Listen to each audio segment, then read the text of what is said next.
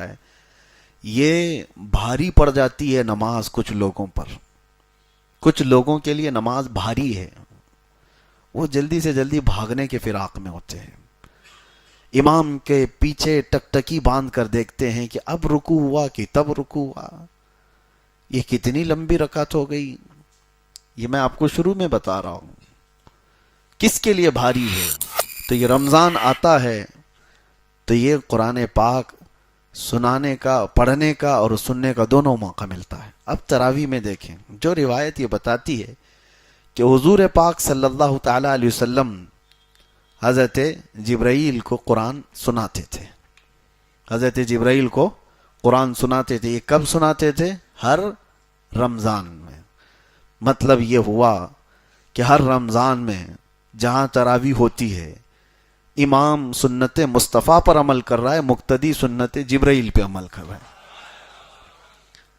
امام قرآن سنا رہا ہے، حضور کی سنت ہے، اور سننے والے جبرائیل کی سنت پر عمل کر رہے ہیں. اور اسی طرح سننا بھی چاہیے، سونا نہیں چاہیے. کبھی کبھار تو ایسا لگتا ہے کہ پڑھے ہم ہیں، تھکے پیچھے والے زیادہ ہیں.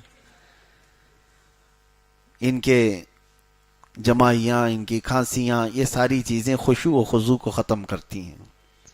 اور آج میں نے ایک آیت تلاوت کی ہے. میں پورے پارے کی تفسیر آپ کے سامنے گھیر نہیں سکوں گا، ابتدا ہے آج. تو اللہ تعالیٰ فرماتا ہے وَإِنَّهَا لَكَبِيرَةٌ إِلَّا عَلَى الْخَاشِعِينَ. نماز کے متعلق اللہ فرماتا ہے یہ بھاری پڑ جاتی ہے نماز کچھ لوگوں پر. کچھ لوگوں کے لیے نماز بھاری ہے، وہ جلدی سے جلدی بھاگنے کے فراق میں ہوتے ہیں. امام کے پیچھے ٹکٹکی باندھ کر دیکھتے ہیں کہ اب رکوع ہوا کہ تب رکوع ہوا، یہ کتنی لمبی رکعت ہو گئی. یہ میں آپ کو شروع میں بتا رہا ہوں کس کے لیے بھاری ہے. تو اللہ تعالیٰ فرماتا ہے یہ منافقین پر بھاری ہے. وَإِنَّهَا لَكَبِيرَةٌ إِلَّا عَلَى الْخَاشِعِينَ. یہاں پر آیت میں یہ فرمایا گیا ہاں جو اللہ سے ڈرنے والے لوگ ہیں ان پر نماز بھاری نہیں ہے، ان پر نماز بھاری نہیں ہے. وہ رسول اللہ کی لخت جگر سیدہ کائنات فاطمۃ الزہرا سلام اللہ علیہا، وہ رات کو سجدے میں گر جاتی تھیں اور صبح کی اذان کا وقت ہوتا تو سر اٹھاتی اور پھر کہتی مولا تیری راتیں کتنی چھوٹی ہیں کہ ایک سجدہ پورا مکمل طور پر ہو نہیں پاتا. تو ان کے لیے نمازیں، ان کے لیے سجدے بھاری نہیں ہیں. دل میں اگر نفاق آ گیا ہو تو نماز اس کے لیے بھاری ہے. لوگ بیٹھتے نہیں، بھاگنا ہے. اور رمضان المبارکہ میں اب آپ کبھی سوچتے ہیں شیطان تو چھٹی پہ ہے، شیطان ابھی قید کر لیا گیا. حدیث پاک میں حضور صلی اللہ تعالی علیہ وسلم فرماتے ہیں سرکش جنات اور شیطان مردود کو پورے رمضان میں قید کر لیا جاتا ہے. اللہ تبارک و تعالیٰ قید کر لیتا ہے مومنین کی راحت کے لیے. لیکن پھر بھی شیطان کے ایجنٹ بہت گھومتے رہتے ہیں، شیطانی کام بھی ہو رہے ہوتے ہیں، ساری چیزیں چل رہی ہیں. یہ کیسے؟ اس کو یوں بتایا گیا ہے کہ شیطان نے اپنے 11 مہینے جو اس پر عمل کیا، جتنا اثر ڈالا تھا، وہ پوری طور پر اس نے اس سے اپنے آپ کو آزاد نہیں کیا. اس کا کچھ اثر اب بھی باقی رہ گیا ہے. ہاں یہ اور بات ہے کہ شیطان تو گیا ہے لیکن ساتھ میں ہمارے صرف شیطان نہیں ہوتا، نفس بھی ہے، اور وہ شیطان سے بھی بڑا ڈینجر ہے. آپ کو پتہ ہے پورے 11 مہینے جب بھی نماز نہیں پڑھے، جھوٹ بولے، چغلی کیے، کچھ بھی گناہ کیے تو بلیم کس کے اوپر؟ شیطان کرا دیا. جھگڑا لگا دیا، کس نے کرایا؟ شیطان کرا دیا. ساری برائیاں کون کراتا ہے؟ شیطان کراتا ہے. شیطان ساری برائیوں کا جڑ ہے، ٹھیک ہے مانتے ہیں. لیکن آدم علیہ السلام کو سجدہ کرنے کے انکار جو شیطان نے کیا، اس کو کس نے بہکایا؟ وہ تو خود شیطان ہے. شیطان سارے لوگوں کو گمراہ کرتا ہے تو پھر شیطان کو کس نے گمراہ کیا تھا؟ شیطان سجدہ کیوں نہیں کیا؟ اکڑ کیوں دکھایا؟ تکبر کیوں دکھایا؟ فرمایا گیا کہ شیطان کو اس کے نفس نے گمراہ کیا تھا. تو پتہ یہ چلا کہ جو شیطان کو بھی گمراہ کرتا ہے وہ نفس، وہ ہمارے ساتھ تو ہے.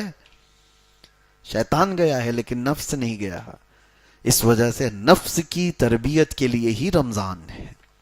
اب میں آپ کو بتاؤں، یہ نفس کو اگر ٹھنڈا کرنا ہے، اس کو ریہرسل میں لا کر کے، اس کو تربیت میں لا کر کے صحیح کرنا ہے، تو سب سے بہترین کہا گیا ہے کہ قرآن پڑھو اور قرآن سنو. نفس اس سے معمول پر آتا ہے، نفس کی خرابیاں کم ہوتی ہیں. اور یہ بھی فرمایا گیا کہ روزہ نفس کو توڑ دیتا ہے. ایک صحابی حضور صلی اللہ تعالی وسلم کے پاس آئے، جوان، کہا کہ شادی کرنا ہے لیکن استطاعت نہیں ہے، کیا کروں، گناہ ہونے کے اندیشے ہیں. حضور نے فرمایا روزہ رکھو. کیا کرو؟ روزہ رکھو. حضور پاک صلی اللہ تعالی علیہ وسلم نے کس لیے فرمایا؟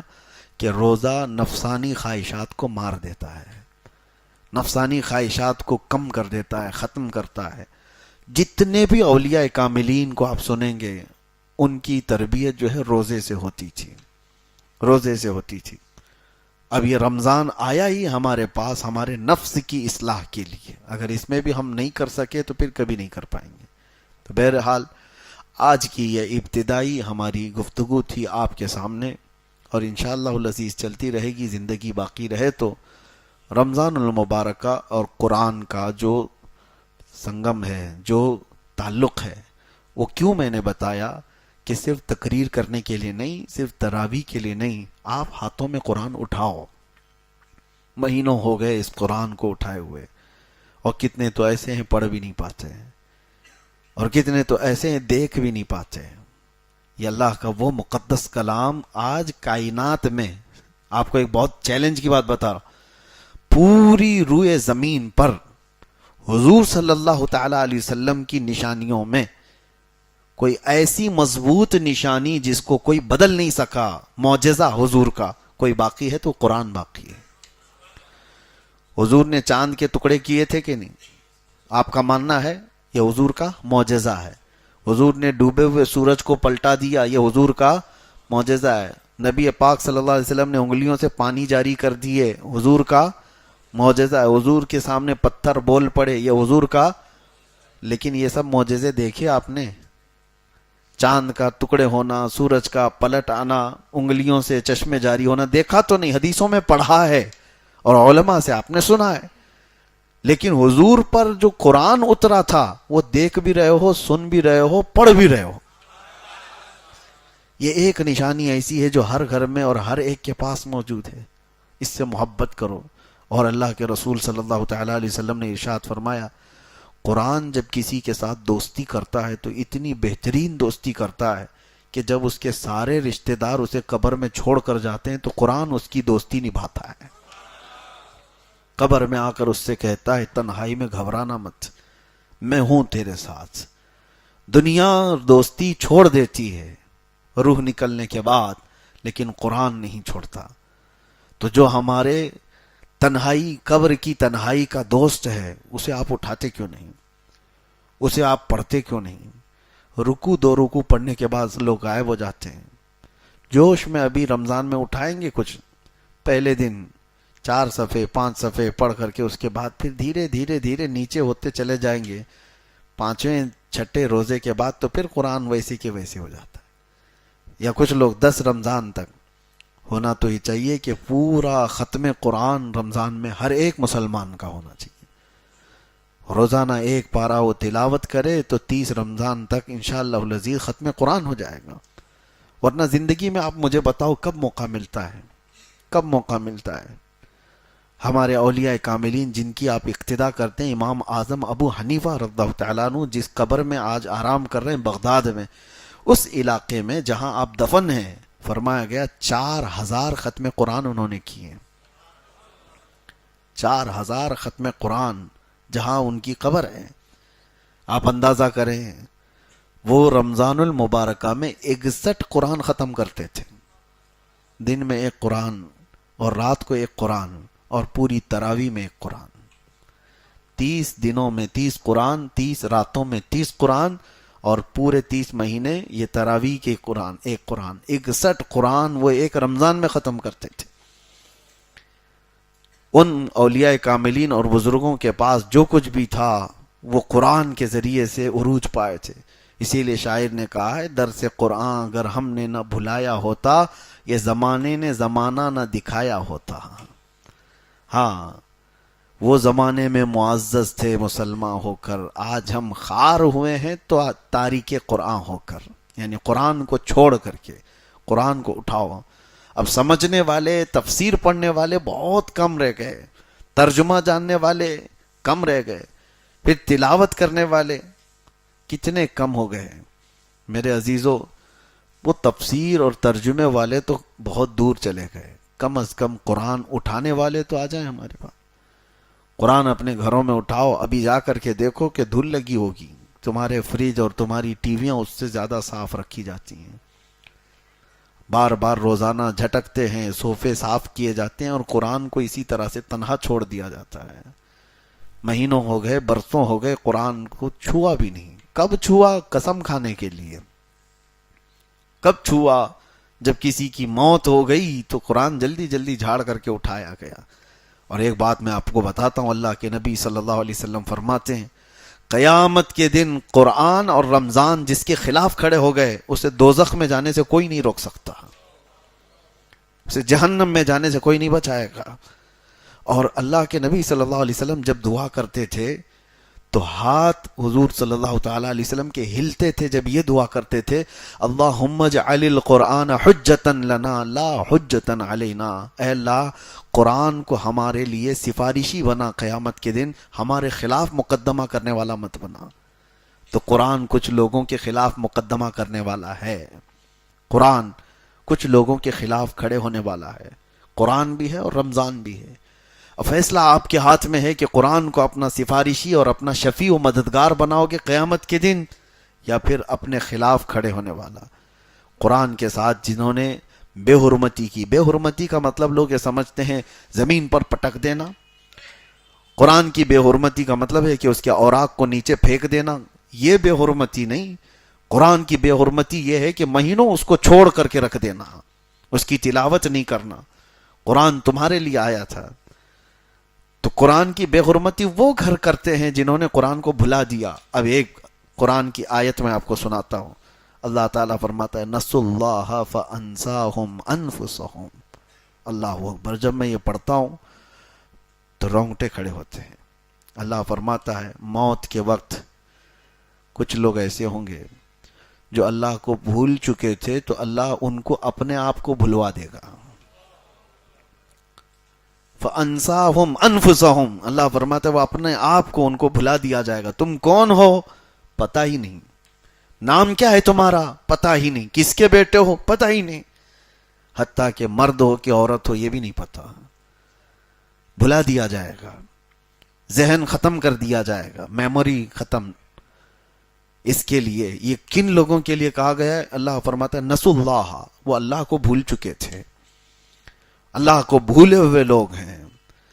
اور قرآن پاک میں ایک آیت ہے قال ربی لما حشرتنی اعمی وقد کنت بصیرا. کچھ لوگ کھڑے ہوں گے قیامت کے دن کہیں گے کہ اللہ تو مجھے اندھا کیوں اٹھایا، میں تو دیکھنے والا تھا، اکھیارا تھا. کچھ لوگوں کو اندھا اٹھایا جائے گا، نابینا اٹھائے جائیں گے، اور وہ پوچھیں گے کہ مولا میری آنکھیں کیوں چلی گئیں، میں تو دیکھنے والا تھا، اکھیارا تھا دنیا میں. وقد كنت بصیرا. اب جواب سنو، رب تعالیٰ فرماتا قال كذلك اتتك آیاتنا فنسیتها وكذلك اليوم تنسى. اے بندے میری آیتیں تیرے پاس آئی تھیں اور تو نے ان کو بھلا دیا تھا، اسی لیے آج تجھ کو بھی تیری آنکھوں کے ساتھ بھلا دیا گیا. یعنی اس کو نابینا کر دیا گیا، اس کا سب کچھ ختم کر دیا گیا ہے. تو قرآن کے ساتھ ناانصافی نہ ہو. قرآن کی بے حرمتی یہی ہے.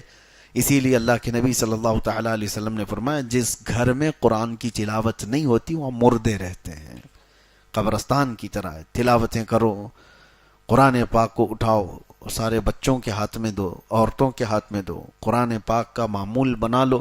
اور انشاءاللہ العزیز آپ دیکھنا حضرت عبداللہ ابن مسعود رضی اللہ تعالیٰ عنہ فرماتے ہیں قرآن جب تلاوت ہوتا ہے تو اچانک آسمان سے فرشتے اترتے ہیں. اور پھر حضور نے فرمایا فجر کی نماز کے لیے آپ آتے ہیں، فجر کی نماز کے لیے حکم ہوا تھا کہ منہ اچھی طرح سے صاف کر کے مسجد میں آؤ. صحیح ہے، منہ کے اندر بدبو نہ آئے، اچھی طرح سے اس کو صاف کر کے آؤ۔ وجہ کیا ہے؟ حضور فرماتے ہیں جیسے ہی تم قرآن کی تلاوت کرتے ہو فرشتے اپنا منہ تمہارے منہ سے لگا دیتے ہیں، قرآن کی آیتیں سیدھے تمہارے منہ سے وہ اپنے منہ میں لیتے ہیں، تو ان کو تمہارے منہ کی بدبو سے کراہت نہ ہو، تکلیف نہ ہو، اس لیے تمہارے منہ کو صاف کرنے کا حکم دیا گیا۔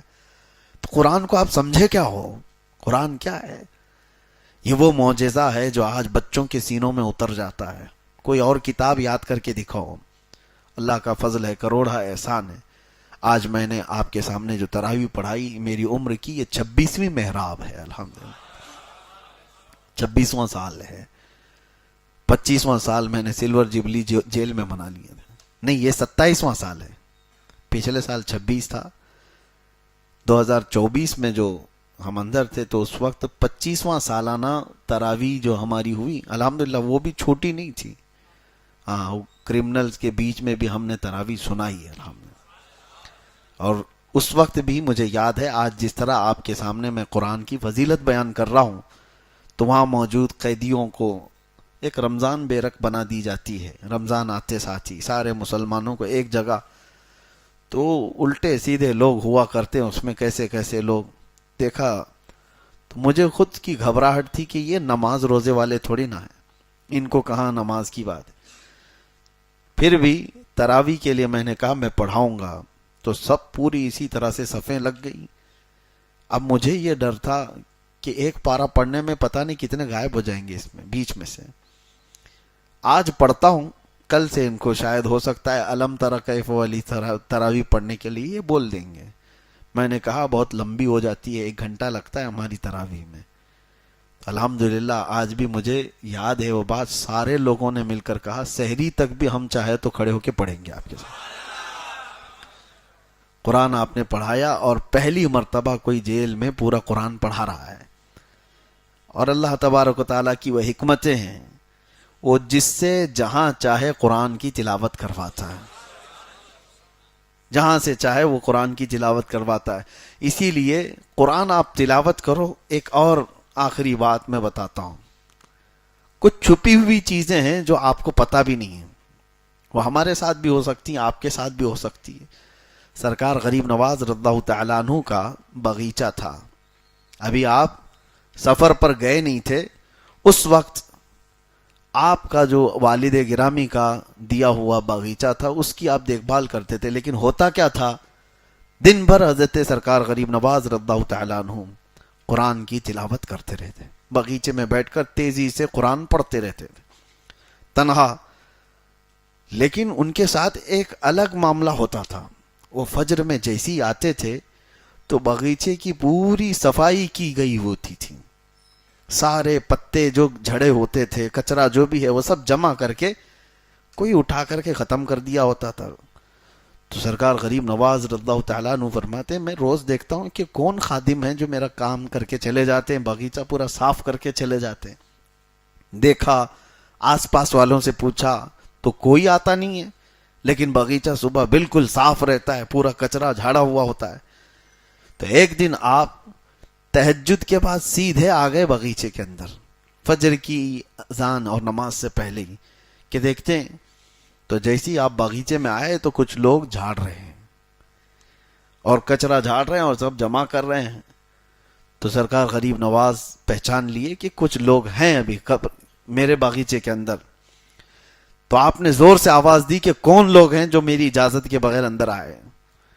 تو کچھ لوگ چلتے ہوئے جھاڑو چھوڑ کر کے آئے، وہ انسان نہیں، وہ جنات کی جماعت تھی، وہ جنات کی جماعت تھی۔ قریب آ گئے اور کہا سرکار غریب نواز رضی اللہ تعالیٰ عنہ سے ہم ہیں جو یہ صاف کر رہے ہیں۔ تو آپ نے پوچھا کہ میرے باغیچے کی یہ خدمت کس لیے کرتے ہو؟ توجہ، جس کے لیے میں نے بتایا۔ جنات یہ کہتے ہیں کہ سرکار آپ روزانہ قرآن کی تلاوت کرتے ہیں جو بیٹھ کر کے یہاں پر، ہم سن سن کر کے اپنی تجوید درست کرتے ہیں، ہم کو قرآن پڑھنا آ گیا آپ کے بلند آواز سے، قرآن پڑھنے کی وجہ سے، تو آپ ہمارے استاد ہوئے تو استاد کے گھر کا یا باغیچے کا کچرا تو صاف کرنا یہ شاگرد کی شان ہے۔ تو میں یہاں یہ کہہ رہا ہوں قرآن پڑھو، تمہارے گھر کے بھی کام جنات کر کے چلے جائیں گے. قرآن پڑھو. اور کچھ لوگ تو موکل حاضر کرنے کے لیے پتہ نہیں چلے کر رہے ہیں، اور چلے کر رہے ہیں، ایک دن ان کا سر گھوم گیا تو پھر زندگی بھر گھوم جائے گا. کوئی جن اٹھا کے پٹک کے چلا گیا. آپ یہ مت سمجھو کہ جنات ہمارے سے زیادہ طاقتور ہیں. کچھ لوگوں کے دماغ میں یہ بات چلتی رہتی ہے جنات حاصل کرنا ہے، اور کسی بابا نے کہہ دیا کہ میرے پاس 70 موکل ہیں تو اس کے پاس بھیڑ لگ گئی. موکل کا مطلب وہی جنات حاضر ہے. تو لوگوں کو ایسا لگتا ہے کہ یہ کبھی بھی حکم دے دے گا تو جنات جائیں گے پورا ایکسس بینک اٹھا کر کے لے کے آ جائیں گے. ہاں کوئی بینک کو پورا تالا توڑ کے لے کے آ جائیں گے. اگر ایسی ہوتا تو کوئی بینک ہی موجود نہیں ہوتی. سارے بابا لوگ جنات کو حکم دے کر سب تجوریاں اٹھا رہے ہوتے ہیں. بلکہ حقیقی بات یہ ہے کہ جنات انسانوں سے زیادہ طاقتور نہیں ہیں. اگر وہ طاقتور ہوتے تو اللہ تمہیں اشرف المخلوقات کیوں کہتا؟ اللہ تبارک و تعالیٰ نے انسانوں کو اشرف المخلوقات بنایا، اور وجہ یہ بھی ہے کہ اللہ تعالیٰ تمہارے سر پر تاج کرامت رکھا ہے. تو جنات سے افضل ہیں. لیکن بیچ میں نے بات اس لیے کی کہ آپ قرآن پڑھو گے تو جنات جیسی مخلوق بھی انسانوں کا ادب کرتی ہے. اللہ تبارک و تعالیٰ کہنے سننے سے زیادہ عمل کی توفیق عطا فرمائے. قرآن پاک جتنا ہم نے پڑھا ہے اس پر بھی عمل کی توفیق عطا فرمائے اور اسے سمجھنے کی توفیق عطا فرمائے. رب تبارک و تعالیٰ قرآن کے لیے ہمارے سینوں کو کشادہ فرمائے. وصلی اللہ تعالیٰ علی خیر خلقہ محمد وآلہ واصحابہ اجمعین، وآخر دعوانا ان الحمد